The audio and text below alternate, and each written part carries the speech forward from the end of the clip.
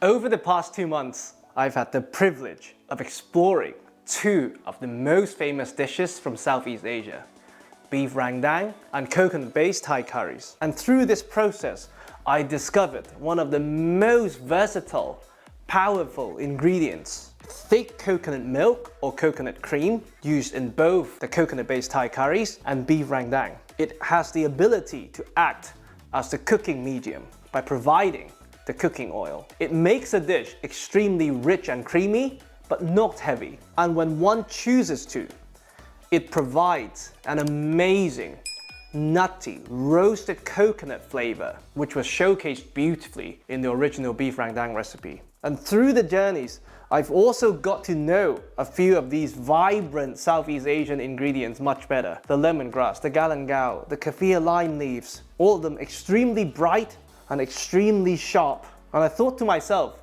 these ingredients combined are perfect for meat sauce. So why not make one of my favorite dishes of all time, the ragu a la bolognese, but with some Southeast Asian flair. Let's do it. Like a real bolognese or a coconut-based Thai curry, we make our sofrito/curry paste. And because we have so many ingredients today, we're simply going to enlist the help of a food processor. And we'll go from hard to soft. So first up, the lemongrass. As usual, whenever you use lemongrass, remove the tough outer leaves.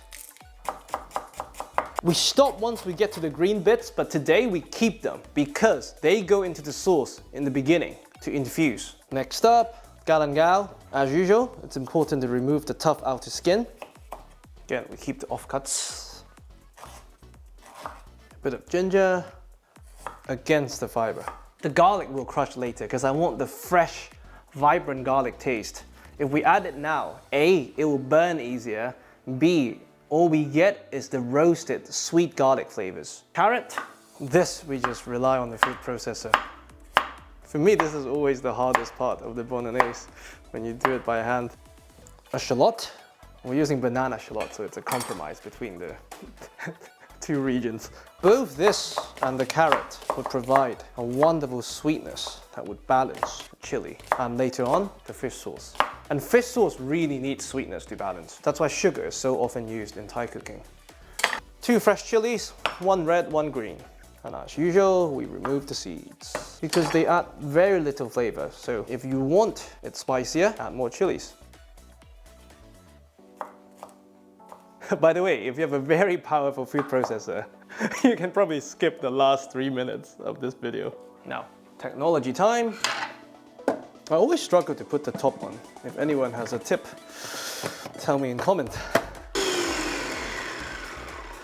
Perfect. A compromise between a sofrito and a paste, and it smells amazing. Now, to this, we're going to add some coriander stalks. The next best thing to coriander roots, which is almost a mandatory ingredient in all Thai curry pastes. And it is for this reason I skipped the celery in the sofrito, because they have overlapping flavor profiles. But this, given a long time to braise, will just add so much more depth. Even if you don't like coriander, give it a try, because braised coriander is a completely different monster compared to the fresh one. And this I don't like to put in the food processor. I feel it punctures the cell walls a bit too much. So this much. Perfect. Let's split some coconut cream. So, for those of you who are not familiar with rendang or coconut-based curry, what we're trying to do is that we're trying to separate the fat from the solid through heat. And in the process, that will give us the cooking oil for the whole dish, the separated solids, which we will cook along our paste/sofrito. So, we bring in some heat, and we go. And this process takes a while. In fact, in most curry dishes, I find this is the hardest and longest part of the active cooking. So take your time, mother it. If at any point you worry that it's going to start to catch, add a tiny bit more coconut cream. Now you see the steam coming out. That's the water content from the coconut cream evaporating. And we want most of it to evaporate. Now, once there's not much steam coming out and your wrist can feel a bit of resistance, that's when you know you're ready for the sofrito/paste. And because of the color, it's very hard to see the oil floating, but once you add the paste, it'll become much clearer. Perfect. Now we work everything in, and now you treat this just like a regular sofrito, you sweat it. And you do it at gentle heat to evaporate the water content, to concentrate the flavors. We're not trying to brown anything, at least not yet. Oh, the smell of the lemongrass and the galangal is incredible. Once you start to hear a bit of a sizzle, that's when you know this is ready for the mince. Now, one optional step is to crush some garlic here at this stage. But because I want to maintain as much garlicky goodness as possible, I prefer adding it after the mince. But it's a personal choice. The later you add garlic to a dish, the more they taste like raw garlic.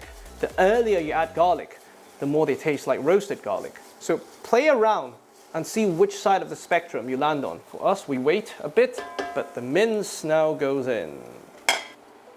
Now, how much you want to brown your mince and how to brown your mince properly, it's a personal choice. In our actual bolognese, we demonstrated how to bake it in the oven. Today, we'll just keep it rustic and give it a bit of color on the stovetop. It will give you a bit more of a bite, but that texture would go well with the flavor profiles of the ingredients that we're using.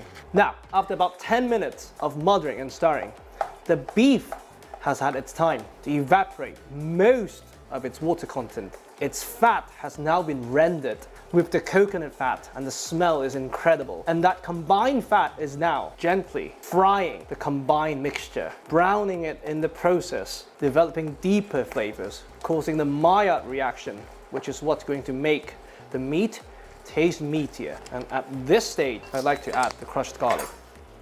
Perfect. And we'll give the garlic a bit of time to evaporate its water content and brown slightly.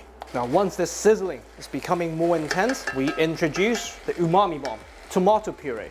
Normally at this stage, I would also recommend salted anchovy puree, but today we have something even more powerful. We have the fish sauce later, which is the reason why we've not salted anything until this point, because just like a Thai curry, I want the fish sauce to be my sole source of salinity, giving us maximum umami, and knowing the natural sugar content from all the combined aromatic vegetables and the strong, vibrant flavors of my other ingredients, I know this could stand up to the fish sauce. Now, once the sizzling sound is becoming stronger and the meat has taken on this beautiful golden brown color, we switch once again back to the Italian influence. We add some cheap red wine. The wine part, not the cheap part, sorry. But please use cheap wine. They will taste exactly the same. Even red and white would taste exactly the same, but for a hint of color. And whenever you use wine in a braise, it's extremely, extremely important to let it boil. A, to evaporate the alcohol, but B, to remove the excess acidity. We want acidity, but not harsh acidity. And I can tell you from experience, it takes about 8 minutes. Now, once the wine has been reduced by half, we add some fresh tomatoes. Normally for bolognese, unless it's tomato season, I always recommend using tinned tomatoes because they're always sweeter. But today, we actually want some acidity to balance the fish sauce and the strong flavors. So, just like a Thai beef salad, we have cherry tomatoes sliced in half. And of course, tomatoes are extremely rich in glutamic acid, once again reinforcing the umami of the dish. And we're adding these last minute because we want to maintain the acidity. Had we added from the beginning, most of the acidity would have been evaporated. If you really want to go the extra mile, you can remove the skin. But sometimes when they curl up in the sauce, I actually think they look quite nice. I'm also quite lazy. Now, we season and taste for the first time with our umami bomb, the Thai fish sauce. And bear in mind, this needs to reduce, so we can always add more at the end. It's better to be on the safe side. Everything a good mix. Oh, how beautiful is that? And now we add most of our kaffir lime leaves. Kaffir lime leaves, when they're cooked down, they initially become extremely tame, but given time, it will actually impart a lot of deeper flavors to the sauce, not dissimilar to a bay leaf. And as promised, lemongrass offcuts, galangal offcuts, not ginger offcut though. And now you have one more choice to make. How thick or how rich do you want this sauce? If you want it very rich, top up with a bit more coconut milk. If you want it less rich, which is our choice, a bit of water, just to cover everything. Scrape the bottom of the pot one last time, in case there are any burn bits formed, because they're full of flavors. Bring this back to a boil, lid on, and you let this simmer for at least an hour, up to 3 hours, if you have the time. even longer. It's not gonna overcook as long as you keep topping it up with water. So after an hour or two, we'll come back and make some spaghetti. I'll see you then. All right, after a bit more than an hour, this is what we have. As you can see, I cooked it with the lid on the whole time, so there was not much reduction because I want to show you how I like to finish most of my sauces. First up, we fish out the lemongrass offcuts. I normally skim off the excess fat of a lot of my recipes, but because this is beef fat emulsified with the coconut oil, we'll make an exception. And we add a very generous ladle of the sauce. Ladle or two. And here we have some boiling water, which we'll add to the pot.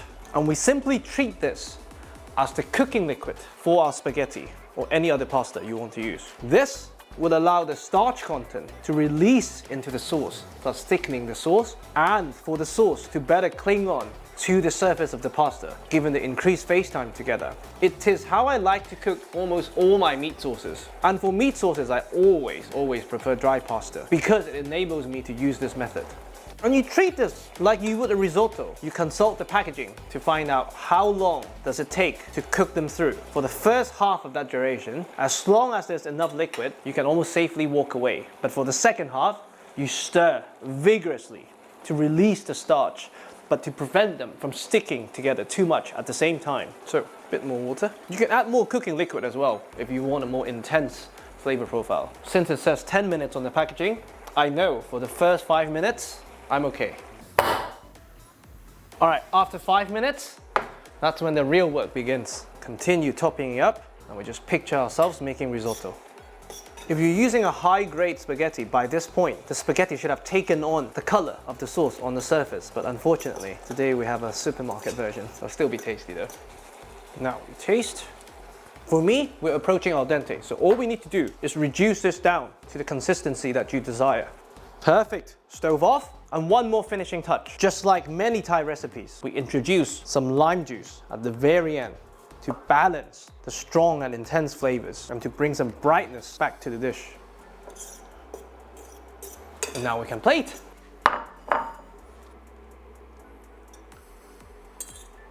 Beautiful. Final finishing touch, some very thin, fresh kaffir lime leaves. Again, bring even more brightness to the dish. And the smell of this, even when you're just cutting the leaves, it's just incredible. Perfect. Extra lime on the side. And that's it. This is my spaghetti bolognese with Southeast Asian flair.